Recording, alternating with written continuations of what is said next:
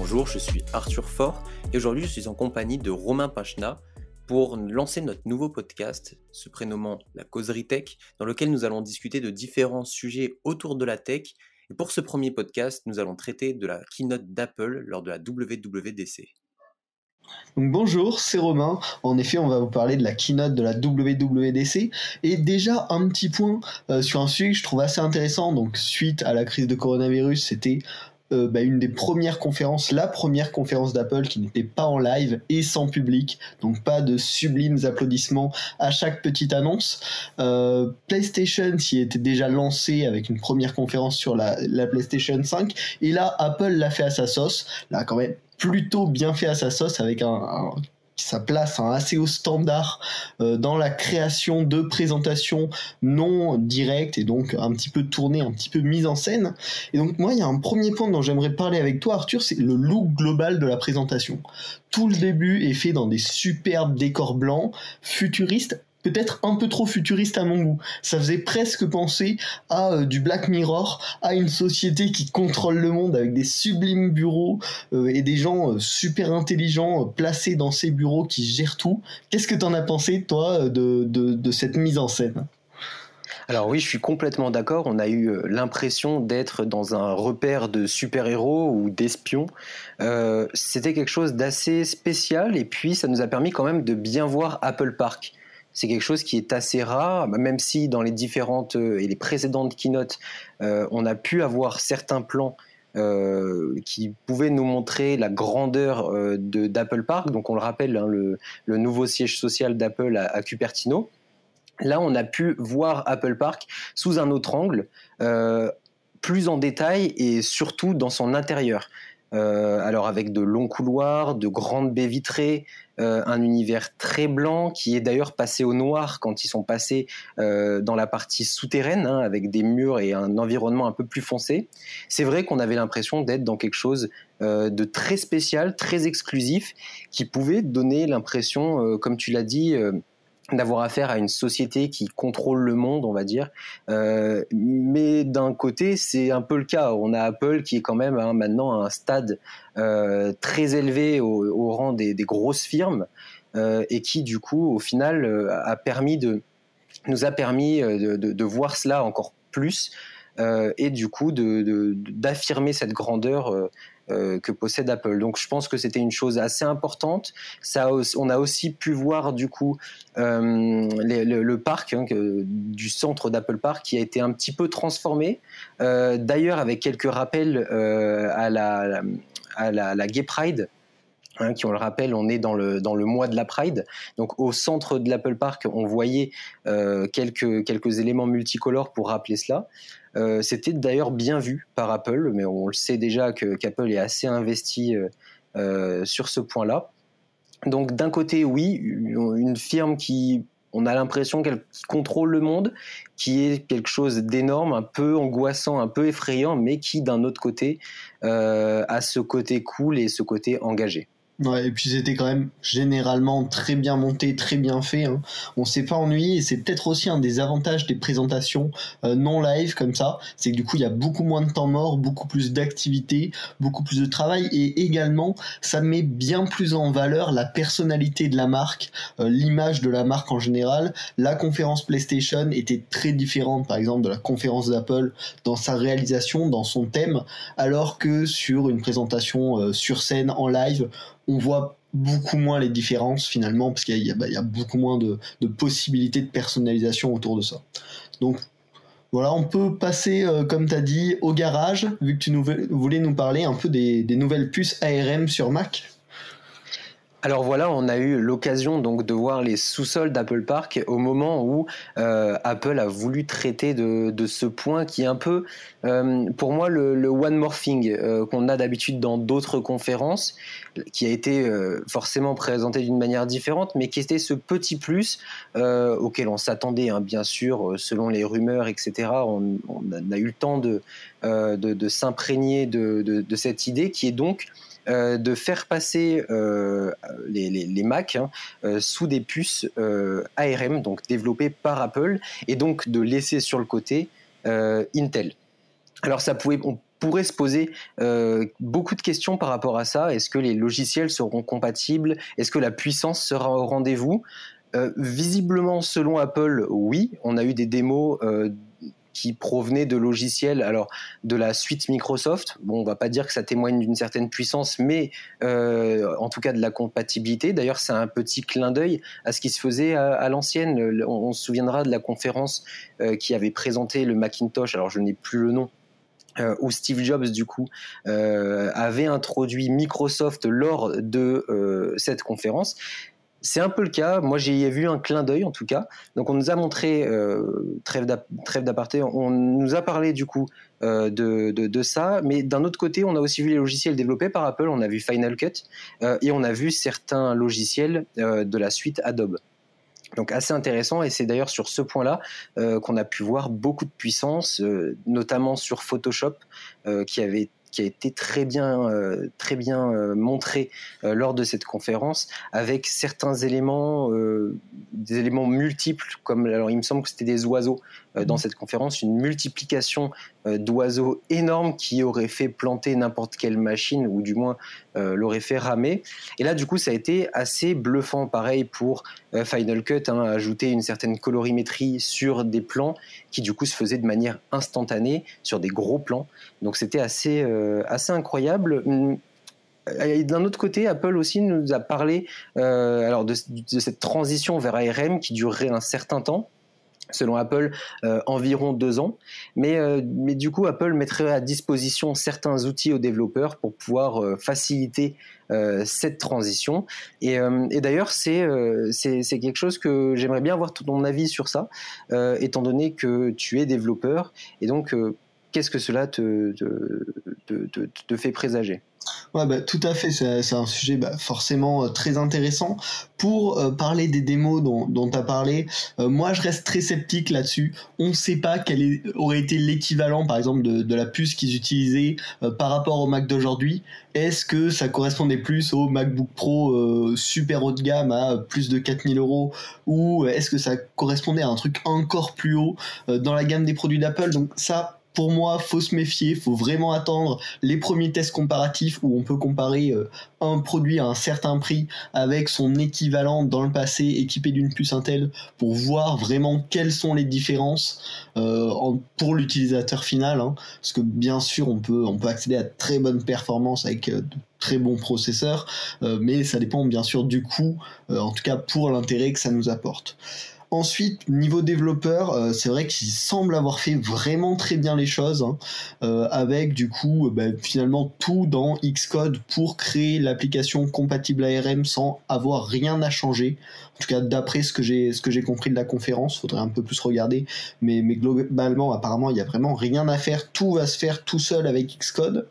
Ils ont également sorti un kit développeur, donc sous la forme d'un Mac mini, avec ces nouvelles puces ARM pour qu'on puisse tester, commencer à préparer des applications vraiment dédiées à ces puces ARM. Donc ça, c'est vraiment bien fait. Par contre, ce kit, il me semble, est assez privé, réservé sous certaines conditions, donc il faudrait voir les conditions. Après, moi, dans l'immédiat, bien sûr, ça m'intéresse pas. Il faut quand même avoir un certain business qui tourne avec le développement de produits pour macOS et pour iOS pour être intéressé par ce genre de kit de développement.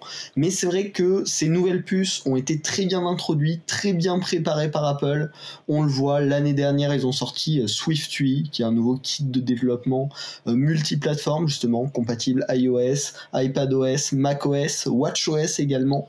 L'année dernière c'était un peu bancal, cette année ils sortent la 2.0 qui est vraiment vraiment complète, on commence à arriver sur un truc de solide, et en même temps ils nous sortent les Mac avec les puces ARM pour une super compatibilité, des bonnes performances justement avec ces kits de développement. Donc voilà, c'est comme d'habitude, et j'ai envie un peu de faire le comparatif avec la réalité augmentée. ARKit, ça fait plusieurs années qu'ils nous le préparent, qu'ils nous le ressortent à toutes les conférences. Aujourd'hui, ça n'a pas vraiment d'intérêt, à part jouer un petit peu avec. Peut-être que dans 2-3 3 ans, quand il y aura des potentiels Apple Glass. Là, on va comprendre tout le potentiel de l'AR, et surtout, on va comprendre pourquoi Apple, pendant tant d'années, a tous les ans amélioré son AR-Kit, donc le kit pour faire de la réalité augmentée. Et donc là, ça a été fait pareil pour ARM. Ils ont tout prévu depuis quelques années, et la transition semble... Enfin, on dirait que tout va se faire parfaitement, sans souci. Donc ouais, moi je trouve ça bien. Ça m'étonne à peine d'Apple. C'est bien foutu, c'est bien pensé. Voilà. Alors, tout à fait, moi ça m'étonne pas du tout. Alors, dans un premier temps parce que c'était des rumeurs qui couraient depuis un petit bout de temps, mais au-delà de ça, c'est encore dans l'optique et toujours dans cette vision d'Apple de toujours vouloir tout garder en son sein, c'est-à-dire vouloir développer le software et le hardware. Là, on sera carrément dedans. C'est-à-dire que Apple, du coup, maîtrisera entièrement sa machine. C'est quelque chose, je pense, qui est toujours bénéfique. Hein, et on le voit, c'était déjà le cas, même si c'était des puces Intel, mais les machines Apple ont toujours été extrêmement bien optimisées. Et je pense que ce sera, du coup, encore mieux avec les puces ARM. D'un autre côté, j'ai aussi l'impression que c'est un petit coup à Intel. Alors même si la part des ventes de Mac est pas forcément incroyable comparée à la part de vente des ordinateurs en général. Je crois que c'est 6% Apple des puces Intel vendues. Voilà, 6%. Donc au final, c'est presque anecdotique, mais c'est quand même là. C'était un partenariat qui durait depuis des années. Alors j'ai plus du tout en tête les premiers Macintosh qui tournaient du coup sous pull Intel, mais c'est un partenariat de très longues années, et moi j'y vois quand même un petit coup à Intel, un petit coup qui pourrait avoir sens, étant donné qu'Intel, on le sait, a du mal à produire des puces de plus en plus puissantes de génération en génération. Et on l'a vu d'ailleurs, Apple l'a bien montré avec son dernier MacBook Pro, qui du coup est en 2 versions, avec une version pour le MacBook Pro 13 pouces évidemment, qui est du coup avec une version 2 ports Thunderbolt 3 qui du coup tourne sur des processeurs Intel de 8e génération, et en face du coup à un MacBook Pro 13 pouces avec 4 ports Thunderbolt 3 qui eux par contre tournent sous la 10e génération d'Intel. Et au final, quand on regarde les benches, il y a très peu d'écart de puissance. Donc ça montre encore, et Apple, je pense que Apple l'a bien montré du coup avec cette présentation. Au final, Intel est un peu à la traîne et un peu du mal à se développer, à être encore meilleur d'année en année. Donc là, moi je vois de ce côté-là qu'Apple du coup se dit Intel n'est pas assez performant pour nous au final, ils n'arrivent plus à innover comme nous on peut le faire. Dans d'autres termes, en fait, Intel n'arrive plus à suivre la marche d'Apple, et donc Apple part de façon solitaire avec ses propres puces, et du coup, ce qui, comme je disais juste avant, leur permettra d'avoir un plein contrôle sur la machine.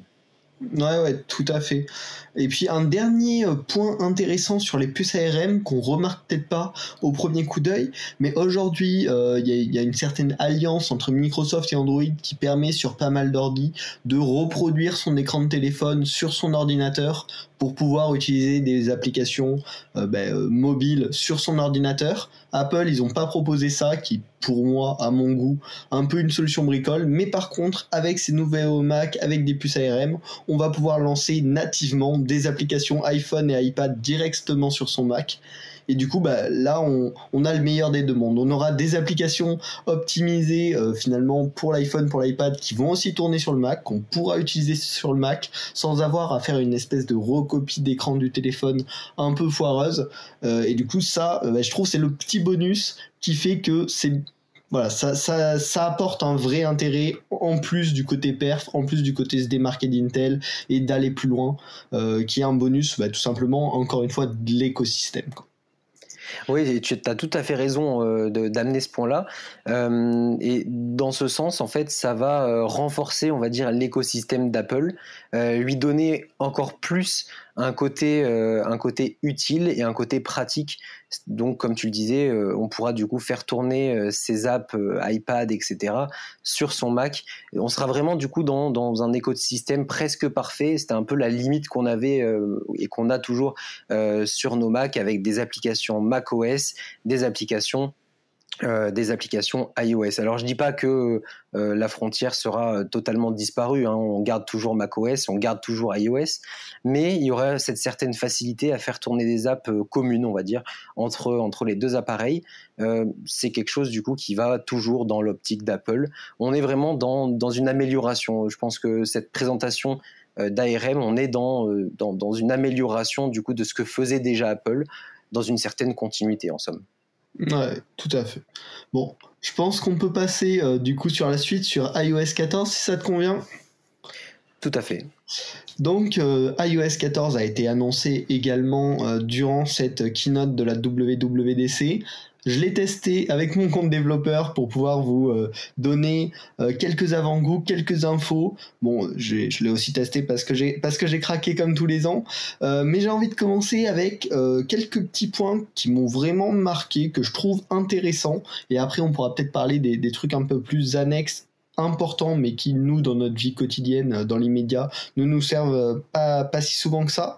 Donc déjà, le premier changement marquant, c'est globalement la navigation sur l'accueil de l'iPhone. On a été habitué depuis absolument le début d'avoir nos petits carrés d'applications diffusés sur plusieurs pages, et c'était la seule façon de s'organiser. Apple laisse plus de liberté. Certains vont aimer, certains moins. Moi, je suis pas fan. Mettre des widgets sur l'accueil, c'est pas mes habitudes. Peut-être que je m'y ferai, hein. En tout cas, les widgets ont été bien intégrés avec des animations polies jusqu'à la fin. C'est magnifique quand on ajoute un petit widget sur l'accueil. Il y a un espèce d'effet de vague sur les applications autour. C'est vraiment sublime. Donc bon, ça faudra que tu me donnes ton avis. Les deux autres points que j'ai vraiment aimé, c'est le picture in picture. Super bien intégré, pratique. On peut balancer notre vidéo un petit peu sur le côté pendant qu'on a quelque chose à faire sur notre téléphone, puis le récupérer assez facilement. Et puis bien sûr Siri, qui est devenu beaucoup plus compact qu'avant, donc c'est beaucoup plus agréable à utiliser. L'animation est également plus jolie. Pour le moment, il n'est pas plus malin. Après, c'est sur des serveurs bêta, donc bon, faudra voir ça dans quelques temps.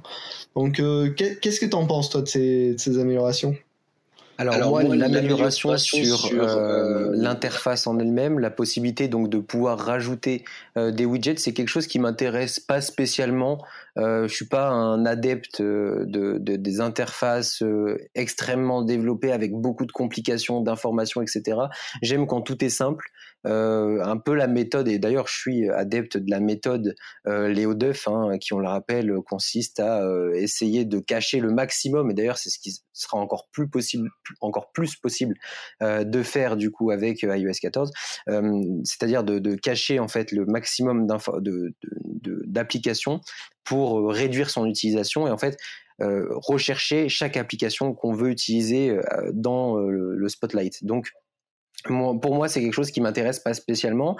D'un autre côté, j'ai pu voir sur les réseaux sociaux que du coup, Apple, du moins iOS, était sujet aux railleries par rapport à ces widgets, hein, qui rappellent les widgets présents depuis des années et des années sur Android.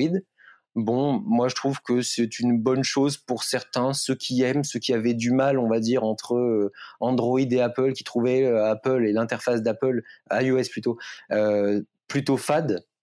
Bon, bah là, ils auront la possibilité d'agrémenter un peu tout ça. C'est pas mon cas. Alors, d'un autre côté, du coup, pour continuer dans ce que tu disais, le picture in picture. Alors, moi, c'est quelque chose qui m'intéresse, pas spécialement sur mon iPhone à moi, qui est un iPhone XR. Je trouve que l'écran est un petit peu petit pour mettre une vidéo en même temps que je fais une autre action.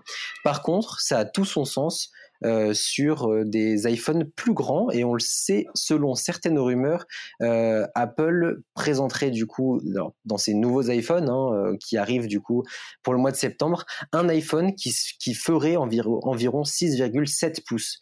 Donc on serait quasiment sur ce qu'on pouvait appeler à l'époque une phablette. Maintenant ce terme a un peu disparu et je passe pour un dinosaure en disant ça, mais c'est quelque chose qui, du coup, aura son intérêt, je pense, sur des écrans aussi grands. Sur des écrans plus petits, et d'ailleurs, je pense au SE qui a été lancé il y a peu de temps, au final, je vois pas du tout l'intérêt dessus, honnêtement. Après, pour moi, c'est quelque chose aussi qui paraît un peu gadget. Est-ce qu'on a envie de regarder une vidéo pendant qu'on fait autre chose ? Bon, ça relève plutôt du gadget, je pense. Et pour continuer, sur ce que tu me disais, donc sur Siri, j'aime beaucoup cette intégration directe qui du coup n'a plus cet effet d'ouvrir une page supplémentaire qui arriverait par-dessus et qui prendrait donc tout l'écran.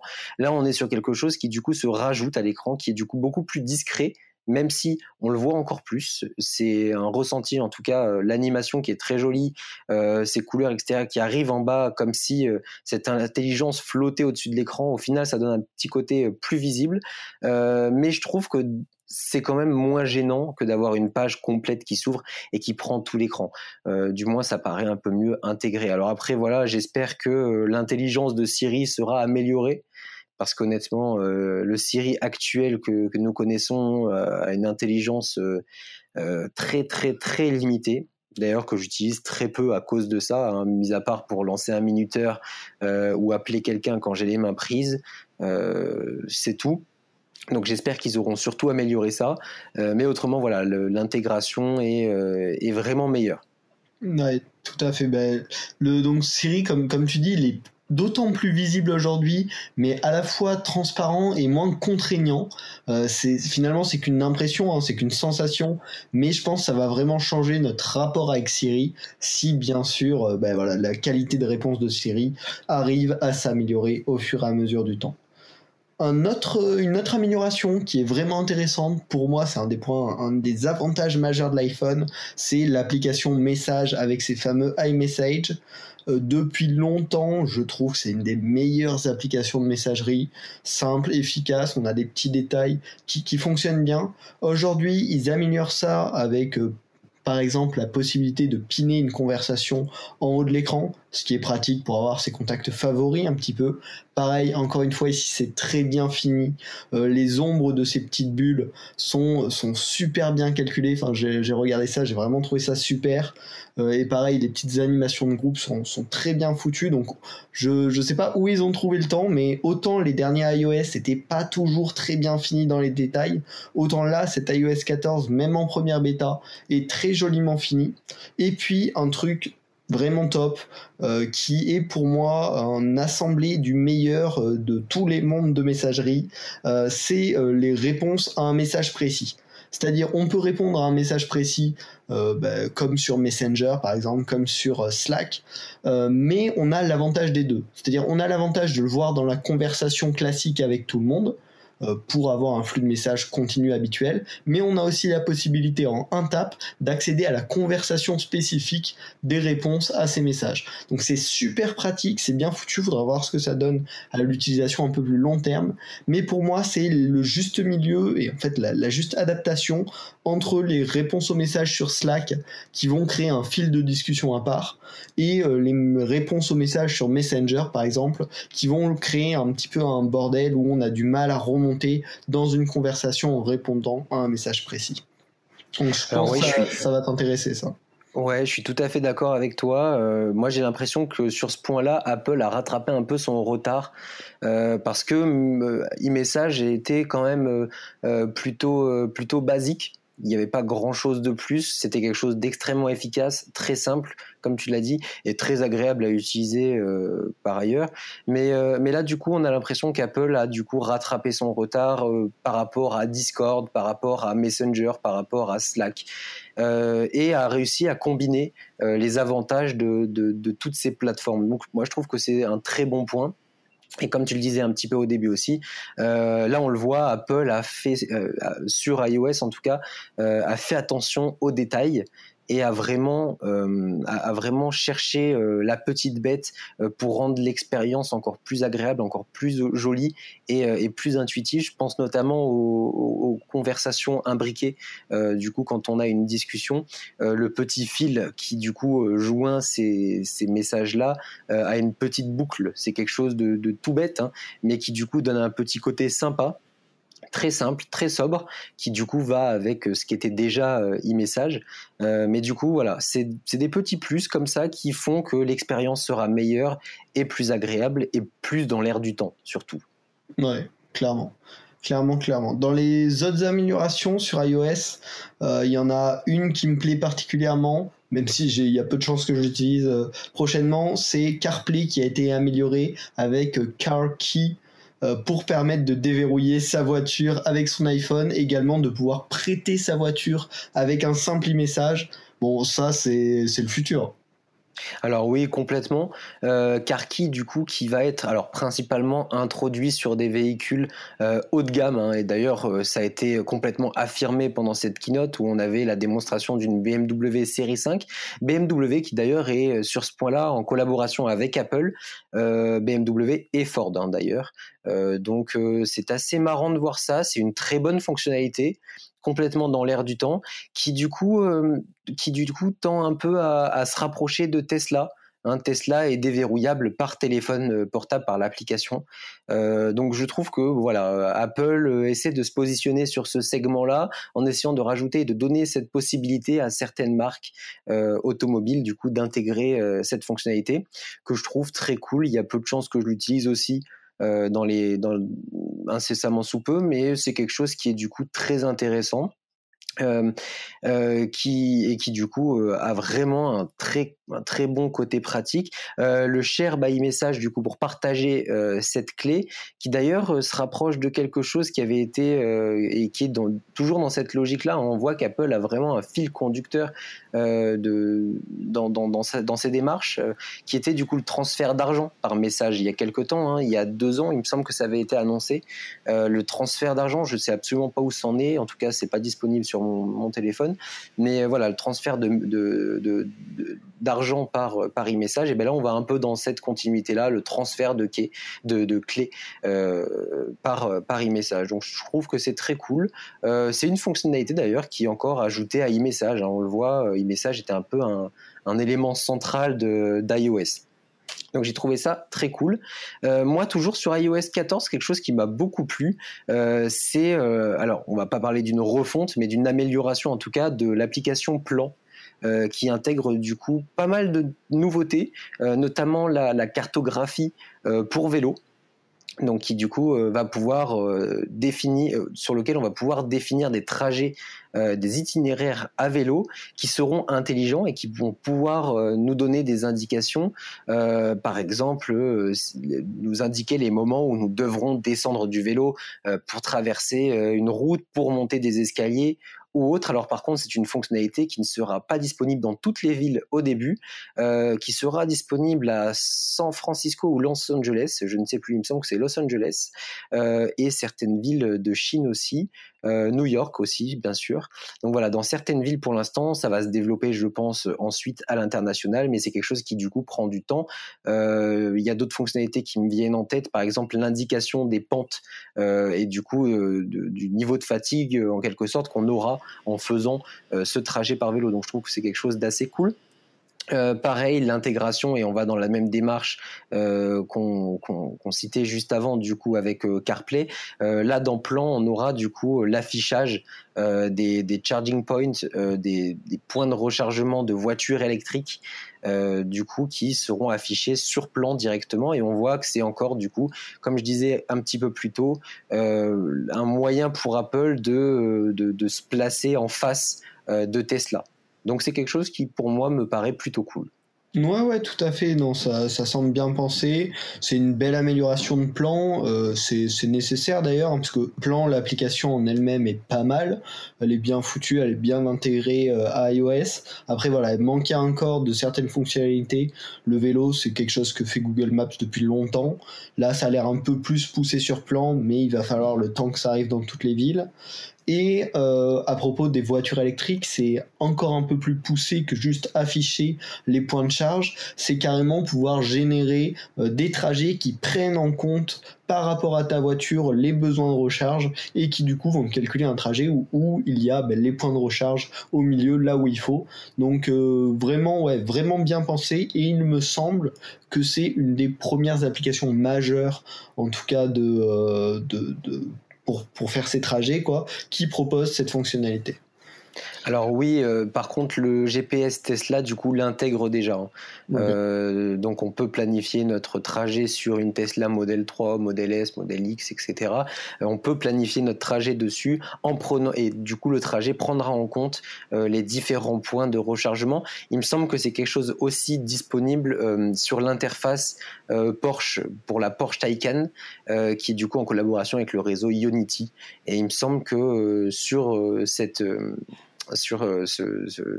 application intégrée plan, ce GPS du coup intégré à Porsche, il est possible aussi de générer le trajet en fonction des points de recharge.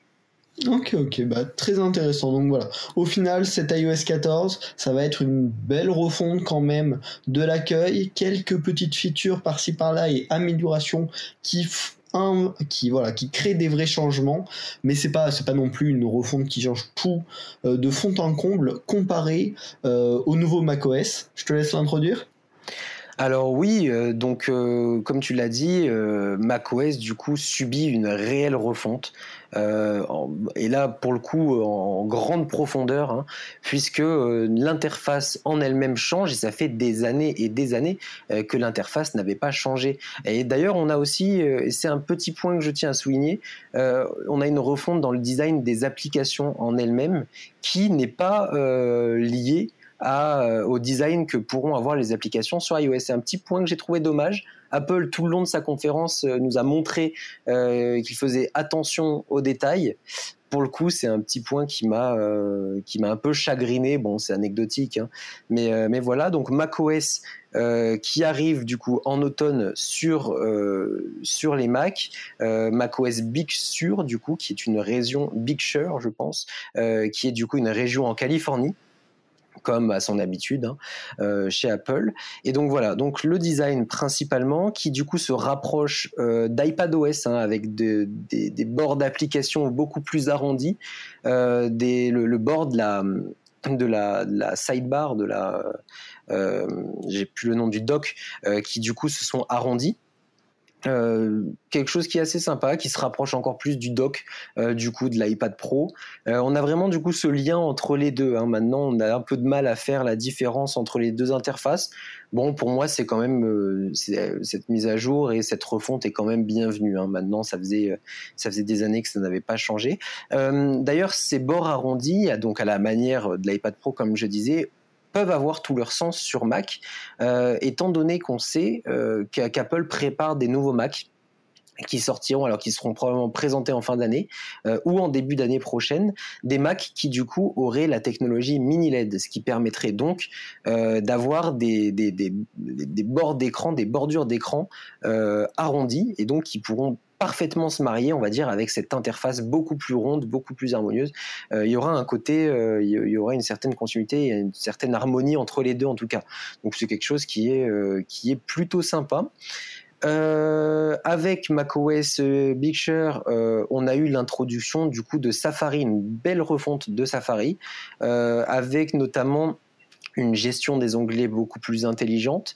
Aussi le fait qu'Apple ait vraiment insisté sur le côté données privées, on va dire, gardées par Apple, hein, c'est-à-dire la gestion des données sensibles par Apple, donc qui est quelque chose de très cool. La possibilité aussi d'ajouter des extensions à Safari, quelque chose qu'on n'avait pas vu jusque-là, ou du moins qui était très compliqué, hein. On se souvient l'extension Adblock, qui était une vraie galère à installer sur Safari. Donc là, on a la possibilité donc d'ajouter des extensions un peu à la manière de Google Chrome, quelque chose de très cool, des extensions qui seront d'ailleurs trouvables sur le Mac App Store. Ouais, tout à fait. Bah, tout à l'heure, tu disais Harmony, et vraiment, moi, c'est ce que je vois avec ce nouveau macOS Big Sur. C'est on se rapproche d'une interface cohérente entre iOS, iPadOS, macOS, pour simplifier l'expérience d'un nouvel entrant dans l'écosystème. Il sera pas perdu s'il avait un iPad et s'il achète un Mac, ou s'il a commencé sur un Mac et qu'il achète un iPhone. Tout est cohérent, tout est dans la même veine. Ça va aussi par rapport aux développeurs, au fait de pouvoir développer maintenant des applications. On développe une seule base de code et on est disponible sur 3 plateformes très différentes, le mobile, la tablette ou l'ordinateur. Donc voilà, une belle harmonie qui, pour moi, c'est que du positif, quoi, que ce soit pour les développeurs ou pour les utilisateurs. Également, ouais. Oui, alors oui, je voulais juste aussi approuver ce que tu disais, hein, cette harmonie globale qui du coup va améliorer l'expérience utilisateur, qui va améliorer du coup le passage d'une machine à une autre, hein, du Mac à l'iPad. L'utilisateur ne sera pas du tout dérouté. Et pour aussi compléter ce que tu disais sur le travail du développeur. Le développeur va pouvoir en tout cas concevoir une application qui sera donc agréable à utiliser sur Mac et sur iPad dans son interface, quelque chose qui sera du coup encore et on peut s'attarder sur le design qui sera moins compliqué à réaliser, qui du coup pourra ressembler, on va dire, sur les deux plateformes et du coup toujours dans le sens d'améliorer l'expérience utilisateur.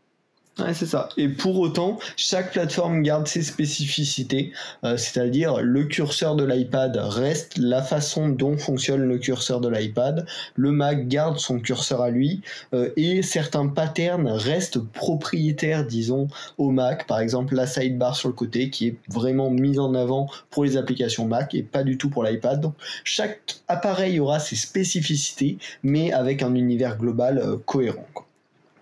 Voilà, et puis pour compléter dans cette idée de cohérence aussi, à noter que dans macOS Big Sur, l'apparition du centre de contrôle, à la même manière du coup qui est présent sur iPadOS et iOS, on va pouvoir du coup avoir notre centre de contrôle depuis notre écran, quelque chose qui est plutôt cool. Et du coup qui va aussi améliorer cette continuité, on va dire, et le fait qu'on ne soit pas dérouté d'un appareil à un autre.